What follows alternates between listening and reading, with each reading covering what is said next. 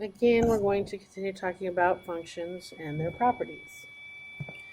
All right, so local minimums and maximums. Again, we did this a little bit yesterday. We're going to get a little bit more today. So there's a reminder of your calculator strokes, keystrokes. All right, so it says decide whether this function has any local maxima or local minima. If so, find each local maximum value or minimum value and the value of x at which each occurs. All right, so I typed this in my graphing calculator. I hit standard window first, obviously, and then when I looked at the graph, I didn't like what I could see, so I changed the window to go from -5 to 5, counting by ones, and I changed my y to go from -30 to 10, and I counted by fives. And that should give you a pretty good picture, okay? So I'm going to say that it has no local max, because I can't get to the top. It's going to push on through. So there's no max. All right. My minimum, though, my local min would be this one. So I calculate minimum. Left bound would be somewhere over here. Right bound would be somewhere over here. And then it'll focus in on the center. Sorry. All right. So my minimum is -24.05, but let's just round. When they ask you for the maximum or the minimum, they're asking you for the y coordinate. And then, and that's why it says, and find the value of x at which each occurs. So the minimum is 24 at x equal -2, approximately. I'm rounding. Excuse me just a second.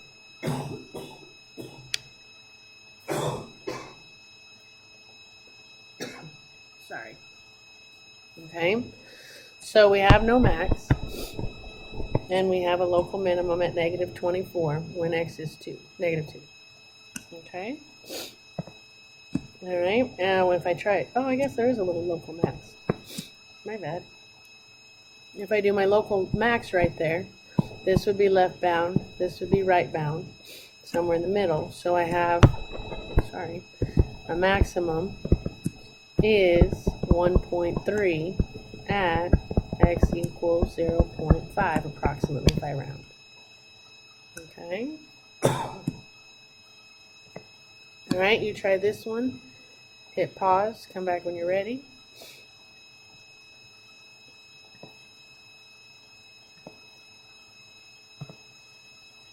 And hopefully you got 2. All right, so I typed this function in to my graphing calculator. I got this graph.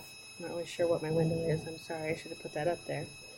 All right, and my local min would be right here. So I did left bound about there, right bound around there. And so my minimum is -1.6 repeating at x equal 1. And my local max is 9 at x equal -3. Okay. All right, so how do you determine the local and absolute extrema of a function? Again, you look for your mins and max coordinates. And it's the y value that you're looking for. All right, so now we're going to talk about whether a function is even or odd. You have a couple of ways to do this. You can do it algebraically and you can do it graphically. If you're going to do it algebraically, the rule is to take out the x of the function and replace it with -x and then simplify. If you simplify it and you get the same function back, we say the function is even. If every sign in the function changes after you replace x with -x, then we say the function is odd. I usually use a combination of both, okay, algebraically and graphically. If your graph is symmetric with respect to the y-axis, like a parabola that has a center vertex at 0, 0. This would be an even function because this side, if I flipped it over, would look like this side. If you have symmetric with respect to the x-axis, then the function is odd. Respect to the x-axis, or actually x-axis or origin, we say that it's odd. So you might have something like a sideways parabola, okay, where the top, if if you flipped it over, would mirror the bottom perfectly. That's an odd function. You also get something like this is also considered an odd function. Alright, so it says tell whether each of the following functions is odd, even, or neither.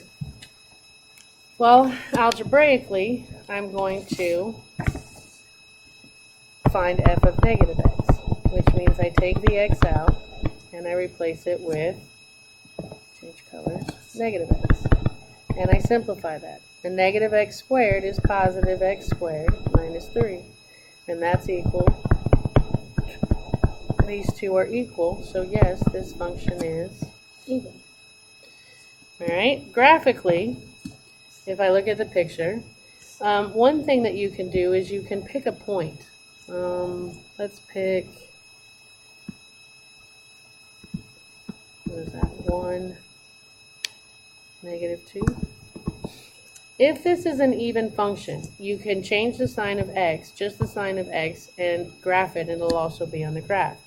So if I just change the sign of x, that would be negative 1, negative 2. If it's even, then that point has to be on the graph. Negative 1, negative 2.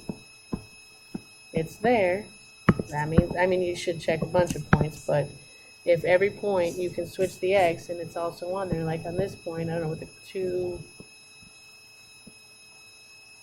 well, I don't really make good points here. 2, 1, that point. If I change that sign, negative 2, 1, it's also on the graph. So again, it's even. If I tried to say that it was odd, you could change the sign of both x and y, graph it. If I tried to say this was odd, I could prove you wrong, because I could take this point, change both signs, and check it. Negative 2, negative 1 is not on the graph, so it's not odd. Okay? Alright, so if we try this one, I'm going to have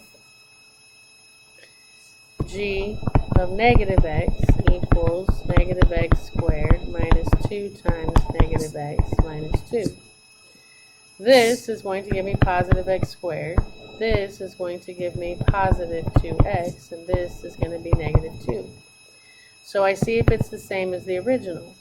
This sign matches, yes. This sign doesn't, no. And I don't care about the last one. As soon as something's different, then it's not even. Okay? So they didn't all stay the same, so it's not even.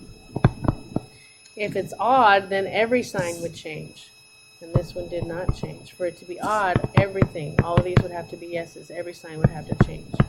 Which means it's not odd either, which means it's neither. And if you look at the graph,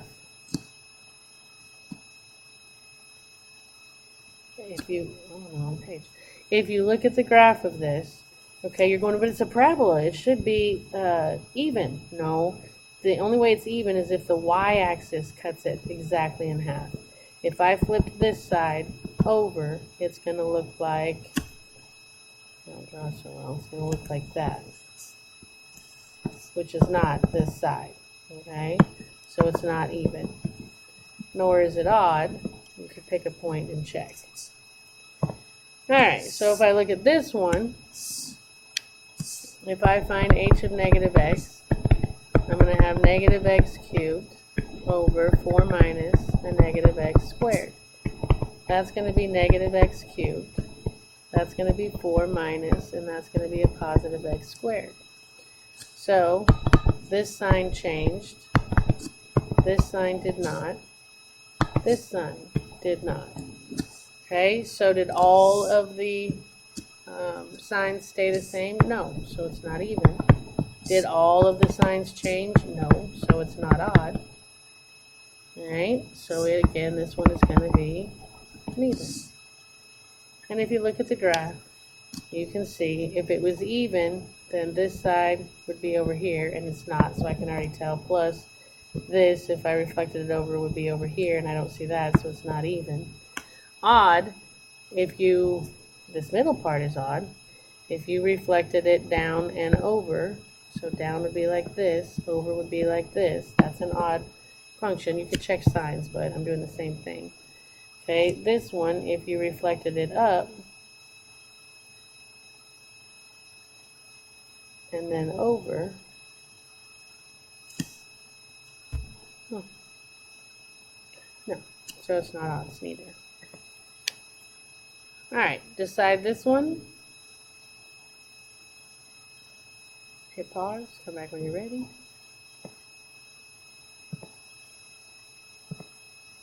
And this is an even function.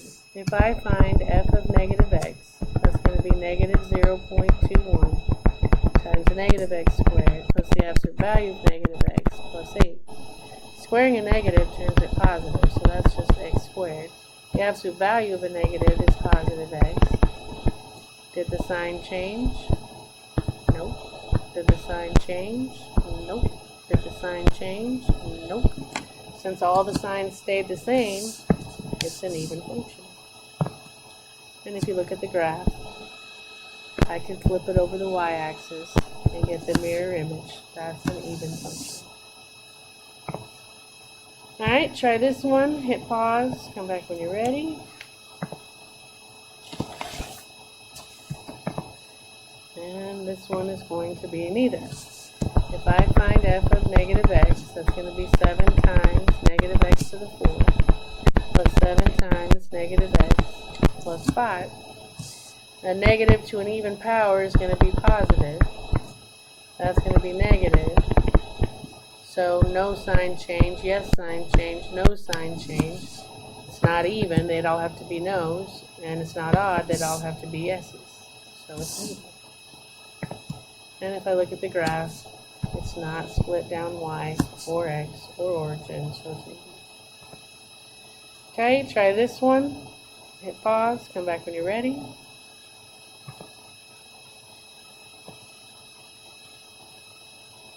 And hopefully you got odd. If I find f of negative x, I get negative x plus 3 over negative x. That gives me negative x minus 3 over x. Change signs, yes. Change signs, yes. Everything changed signs, so it's odd. And if you look at the picture, you see how this is diagonal to this. That indicates an odd function. Alright, so how do you determine whether a function is symmetric to the x-axis, y-axis, even? Well, you find f of negative x if no sign change, no signs change, then it's even. If all signs change, then it's odd.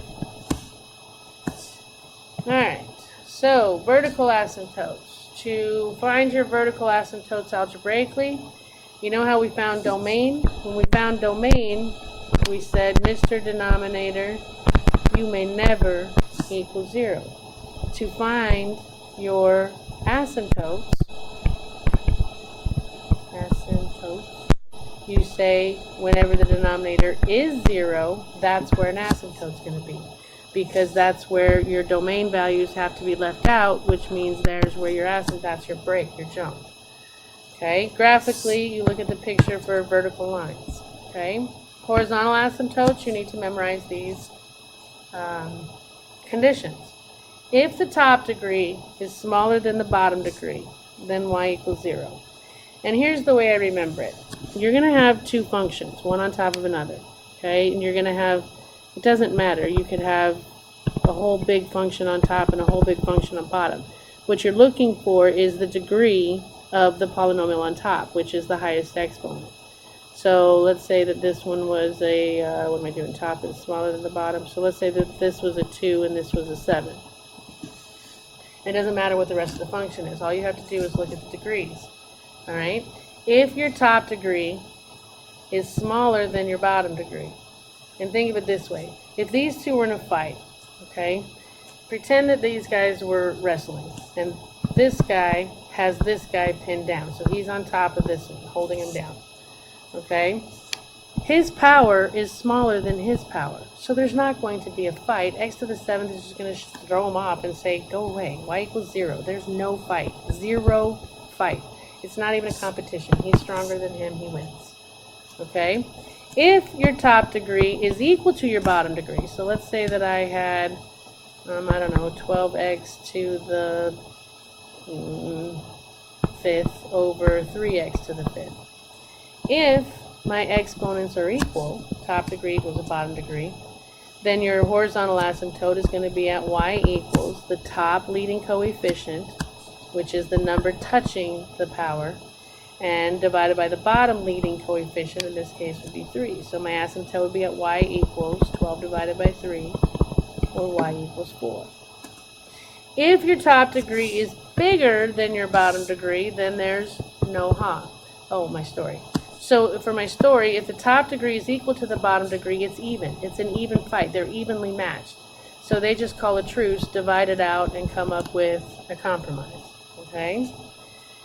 Last case is if the top degree is bigger than the bottom degree. So let's say that I had, I don't know, 3x to the 5th, blah, blah, blah, blah, blah, over 2x squared. Okay? Here, the top degree is bigger than the bottom degree. Okay, which means this guy's going to start screaming, "Uncle, uncle, uncle, let me up. You win, you win. I give. You're more powerful." So think of it this way. That kid's screaming, "No ha, no ha. I don't want no more. You win." Okay, there won't be a horizontal asymptote. But there will be a slant asymptote, which we'll talk about later. Okay? If you're looking for horizontal asymptotes graphically, you're looking for horizontal breaks, horizontal lines that break up the graph. Alright, so it says, algebraically identify any vertical or horizontal asymptotes of the graph of the given equation. Support your answer graphically. Alright, so for vertical asymptotes, you say, Mr. Denominator, when u equals 0, I'm going to get breaks in my graph, because that's illegal for you to do. So, to solve this, I'm going to minus 4. That gives me negative x squared equals negative 4. Divide by negative 1, I get x squared equals 4, so x equals plus or minus 2. Which means, when we get to graphing these later, at positive 2 and at negative 2, the graph is going to jump. Because those values have to be excluded from my domain, alright? Which means, because that's why they're excluded, because there's breaks there, there's jumps there, that's where the function can't be defined. Alright, my horizontal asymptotes, I look at the degrees. My top degree is 2. My bottom degree is 2. That's even. So when the top degree equals the bottom degree, your horizontal asymptote is going to be at the top leading coefficient, which is 2, divided by the bottom leading coefficient, which is negative 1, which is going to give me a horizontal asymptote at y equals negative 2. So I don't know what that function does, but it can't touch those lines. Can't touch those. Alright, we're not graphing yet though, so we're just finding where they are. Oh, apparently we are graphing. Alright, so if you look at positive 2, there's an asymptote. At negative 2, there's an asymptote. And at y equal negative 2, there's an asymptote. And you can see the graph kind of boomerangs here, and parabolas in the middle. Cool. Alright, so you try these. This one, they want just the verticals. Hit pause. Come back when you're ready. And you should get 0 and negative 8. To get my vertical asymptotes, I say, Mr. Denominator, when you choose to equal 0, I'm going to get vertical asymptotes. I'm going to have to put breaks in my graph. If I factor this, I can factor out an x, which leaves x plus 8 equals 0. Which means that x equals 0, I'm going to get an asymptote. And if I solve x plus 8 equals 0, at x equals negative 8, I'm going to get an asymptote. Okay, there's going to be an asymptote at 0 and at negative 8. I don't know what the graph does. We're not graphing right now, but there's going to be 2 vertical asymptotes there. Oh, there's that. Yeah, 0, negative 8. Alright, you do this one, hit pause, come back when you're ready.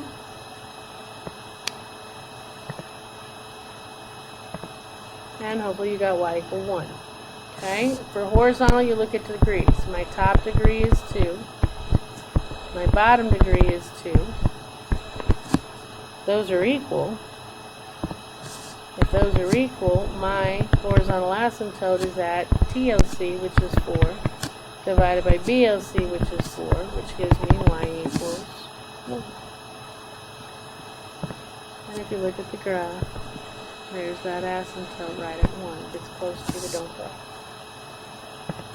Alright, so how do you find the horizontal vertical asymptotes? Horizontal, you use degree rules. And vertical, you set denominator equal to 0. Alright, we're going to talk about end behavior. And what you're going to do, end behavior means what's going to happen as x gets really, really, really big. Okay? What happens? So what you do is you're going to simplify the denominator accordingly, simplify each fraction, match the graph that matches resulting equations, and then confirm with the graphing calculator. Alright, so it says match the functions with the graphs in figure 1.35 by considering end behavior. All graphs are shown in the same viewing window. Alright, so what you do is if x gets really, really, really, really, really big, okay, adding 1 isn't really going to make it that much different. I mean, if you're talking 9,872 and 9,873, that's not a really big difference. So what we do is we say, look, for all intents and purposes, when x gets really, really big, this is kind of new. Okay, so if I just look at this x would cancel out one of this x, and I would get 3 over x, right? So if x gets really, really big, if you divide 3 by something really, really big, you're going to get closer and closer and closer to 0. Okay? So what I'm looking for is end behavior that approaches 0. Well, end behavior, this one is going to infinity, this is going to infinity, this is going to infinity, this end is going to negative infinity. This end looks like it's getting close to 3, and this end looks like it's getting close to 3. This end looks like it's heading down towards y equals 0. And this end looks like it's heading towards 0. So I'm going to go with graph IV. And then you can type it in a calculator and confirm it. Alright. So if I look at this next one, 3x squared over x squared plus 1.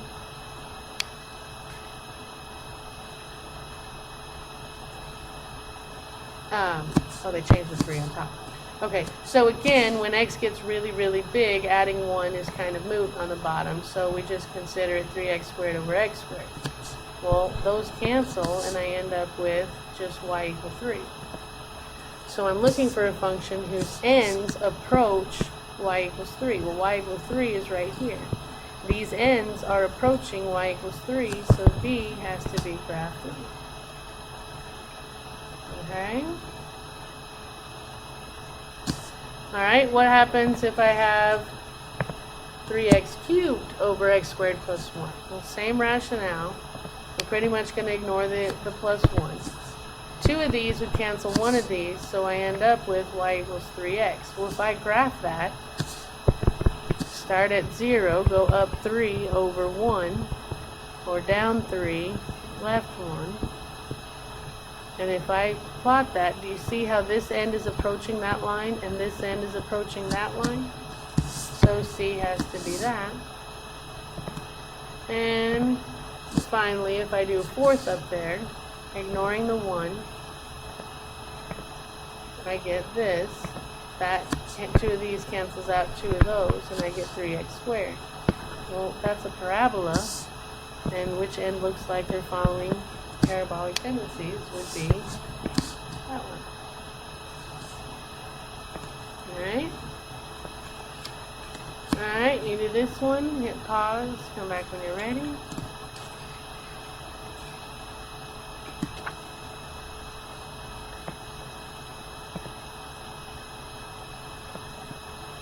And hopefully you got 3 when you typed it in the graphing calculator. Alright. So, how do you use limit notation to describe end behavior and behavior around vertical asymptotes? Oh, I didn't talk about limit notation. Okay, so let me back up. I'm going to show you how to write that with limit notation. Alright, so this one I would say the limit as x gets really, really big, my function gets really, really big. And the limit as x approaches negative infinity, my function approaches infinity. Okay? Let me back up again. This one we would say the limit as x gets really big, in other words, as x approaches infinity, my function gets closer and closer to that line, 3x. And same with the other one. Okay? This one, we're going to say the limit as x gets really, really big, so as x approaches infinity, the function is approaching 3. And same with the other way. Okay, this one we would say the limit as x gets really big, the function is getting closer and closer to 0.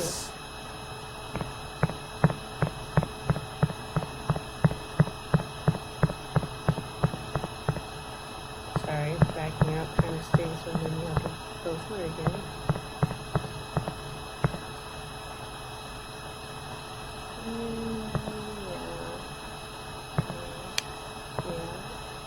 There we go. Alright, a continuous function f has a domain of all real numbers. If f of 1 equals 5, f of negative 1 equals 5, that means that negative 1, 1, 2, 3, 4, 5, there's that point. And f of 1 equals negative 5, 1, 2, 3, 4, 5. And it's continuous, which means I have to connect the dots. Explain why f must have at least one 0 in the interval negative 1 to 1. Well, if you connect a dot above the x-axis to a dot below the x-axis, you're going to cross the x-axis, which gives you a 0 or a solution.